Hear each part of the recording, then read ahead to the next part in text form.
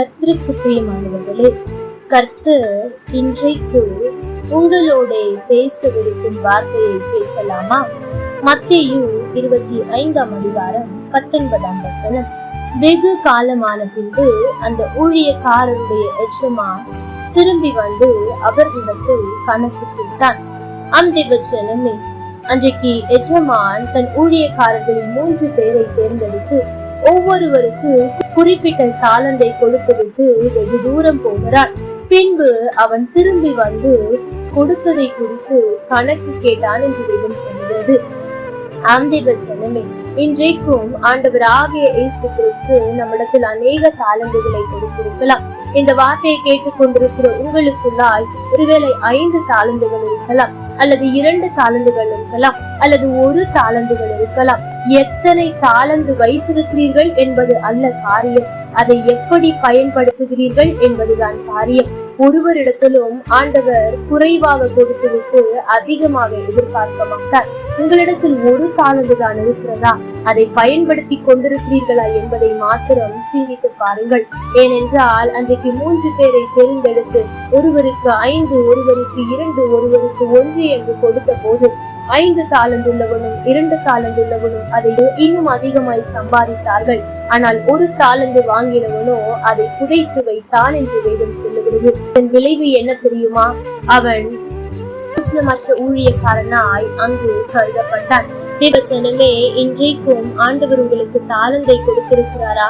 அதை அவருக்காக பயன்படுத்துகிறீர்களா என்பதை சிந்தித்து பாருங்கள். ஏனென்றால் இன்றைக்கு அநேகர் தாளந்துகளை ஆண்டவரிடத்திலிருந்து பெற்றுக்கொண்டு அந்த 1 தாளந்து உள்ளவனை போல புதைத்து வைத்துக் கொண்டிருக்கிறார்கள். இன்னும் அநேகர் அதை உலகத்துக்காய் பயன்படுத்தி கொண்டிருக்கிறார்கள். அது ஆண்டவருக்கு எவ்வளவு வேதனையானது என்பதை சிந்தித்து பாருங்கள். அவர் கொடுத்த தாளந்தை அவருக்காக உபயோகப்படுத்தாமல் மற்றவர்களுக்கு உபயோகப்படுத்தும் போது அவர் எவ்வளவு வேதனைப்படுவார். இந்த வார்த்தையை கேட்கிற என் அன்பு மகனே, என் அன்பு மகளே, உனக்கு ஆண்டவர் பேசுகிற தாளந்தை கொடுத்திருக்கிறாரா? மற்றவர்களோடு வீணாய் பேசுவதை விட்டுவிட்டு ஆண்டவரை பற்றி அதிகம் பேச கற்றுக்கொள். அல்லது ஆண்டவர் உங்களுக்கு நன்மை செய்கிற இருதயத்தை கொடுத்திருக்கிறாரா? அதை உன்னுடைய பயனுக்காக செய்யாமல் மற்றவர்களுக்கு முடிந்த வரை நன்மை செய்யுங்கள். இன்றைக்கு அநேகர் ஏங்குகிற ஒரு காரியம் அன்பு. உங்களால் அன்பை கொடுக்க முடியுமா? எதிர்பாராமல் மற்றவர்களுக்கு கொடுத்து பாருங்கள். ஏனென்றால் அப்படி நீங்கள் கொடுக்கும் போது, அதாவது உங்களுக்கு துரோகம் செய்தவர்களை கூட நீங்கள் நேசிக்கும் போது அங்கு ஆண்டவருடைய அன்பு வெளிப்படும். நீங்கள் சொல்லாமலே ஆண்டவருடைய அன்பு உங்களுக்குள் இருக்கிறது என்பதை மற்றவர்கள் அறிந்து கொள்வார்கள்.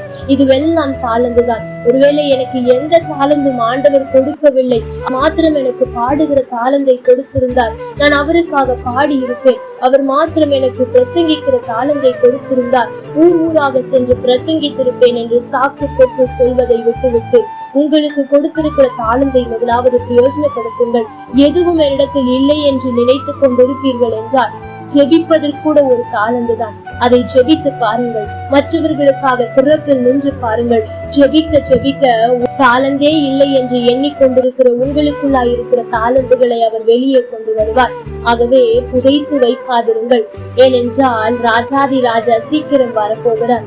கணக்கு கேட்கும் போது நீங்கள் 5 தாளந்துள்ளவர்களாய் 2 தாளந்துள்ளவர்களாய் நான் இவ்வளவு சம்பாதித்தேன் என்று சொல்லுவீர்களா? அல்லது 1 தாளந்துள்ளவனை போல நான் அதை புதைத்து வைத்திருக்கிறேன் என்று சொல்லி பிரயோஜனமற்ற ஊழியக்காரராய் இருக்க போகிறீர்களா என்பதை சிந்தித்து பாருங்கள். உத்தமமுள்ள ஊழியக்காரனுக்கும் பிரயோஜனமுள்ள ஊழியக்காரனுக்கும் சிறு வித்தியாசம்தான். புதைத்து வைத்தவன் பிரயோஜனமற்றவன், பயன்படுத்தினவன் உத்தமமானவன். நீங்கள் எப்படி இருக்க போகிறீர்கள் என்பதை சிந்தியுங்கள். கர்த்தர் தாமே உங்களோடு கூட இருந்து உங்களை ஆசீர்வதிப்பாராக. ஆமென். லைக் பண்ணுங்க, ஷேர் பண்ணுங்க, கமெண்ட் பண்ணுங்க.